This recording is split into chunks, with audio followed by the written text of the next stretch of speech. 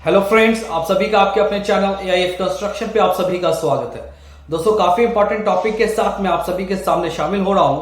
तो आज मैं बताने वाला हूं कि सिविल इंजीनियर्स को बेसिक क्या क्या नॉलेज होना चाहिए जो उन्हें इंटरव्यू फेस करने में भी मदद पहुंचाएगा और साइट पे काम करते समय भी उन्हें काफी उससे मदद मिलेगी। तो ऐसे क्या क्या चीज है, ऐसे क्या क्या पॉइंट है जो जानना जरूरी है एक सिविल इंजीनियर को, तो वो मैं अभी आपको बताने वाला हूं। उसको खासकर आप लोग उसको नोट कर लेना, वीडियो को सेव कर लेना, अपने जो आपके करीबी दोस्त है वहां तक उनको शेयर कर देना।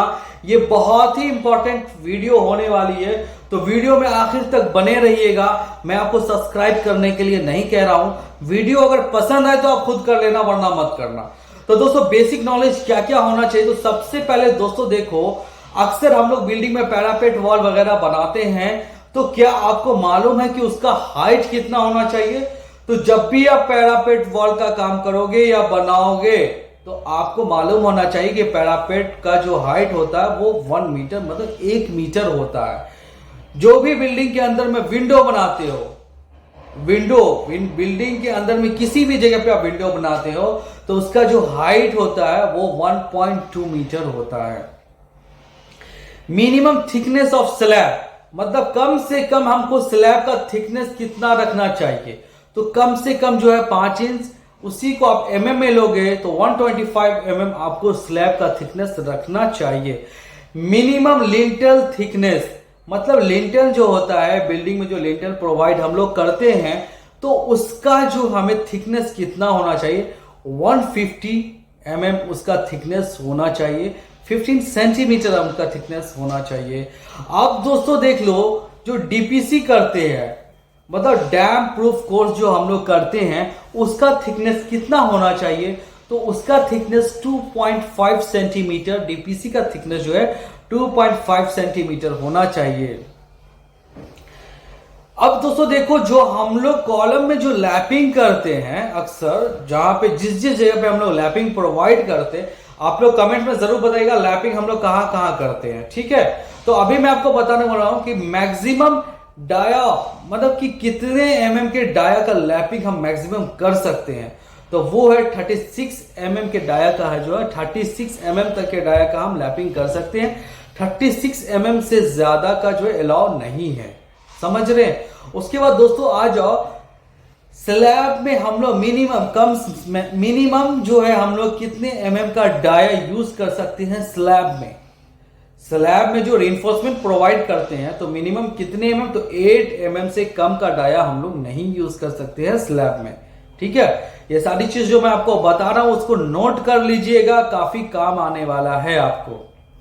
अब दोस्तों देखो, कॉलम में हम लोग कितने mm का सरिया यूज करते हैं, तो दोस्तों कॉलम में जो है हम लोग 12 mm से कम का सरिया यूज नहीं करेंगे। मिनिमम जो डाया रहेगा कॉलम का वो 12 mm का रहेगा ही रहेगा।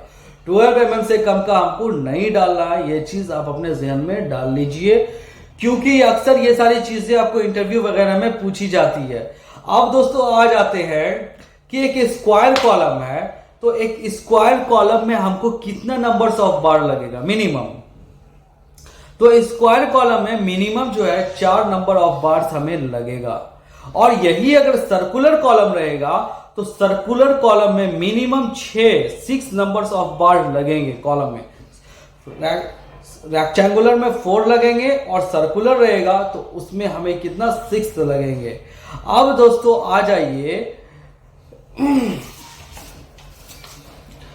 दोस्तों देखो, जो भी चीज मैं अभी आपको बता रहा हूं ये सब काफी इंपॉर्टेंट है, प्लीज इसको आप लोग मिस मत करिएगा।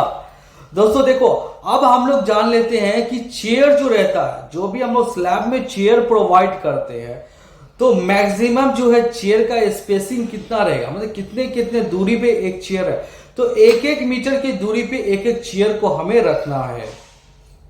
और चेयर, मतलब चेयर जो हम लोग बनाते हैं तो कितने mm के डाया से हम लोग उसको बनाते हैं, तो चेयर जो हम लोग बनाते हैं तो मिनिमम 12 mm के डाया से हमें चेयर को बनाना है, ठीक है। अब दोस्तों आ जाते हैं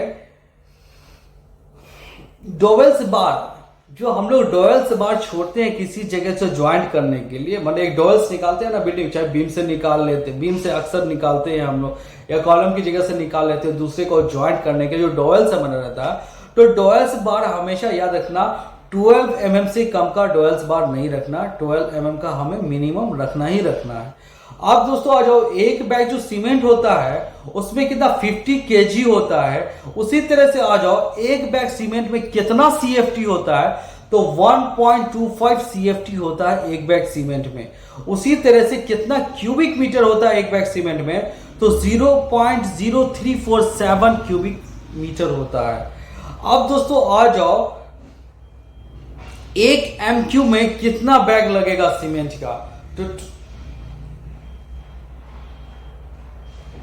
एक MQ में कितना लगेगा, 28.8 बैग जो हमें लगेगा सीमेंट, सिर्फ सीमेंट की बात करो, 28.8 बैग जो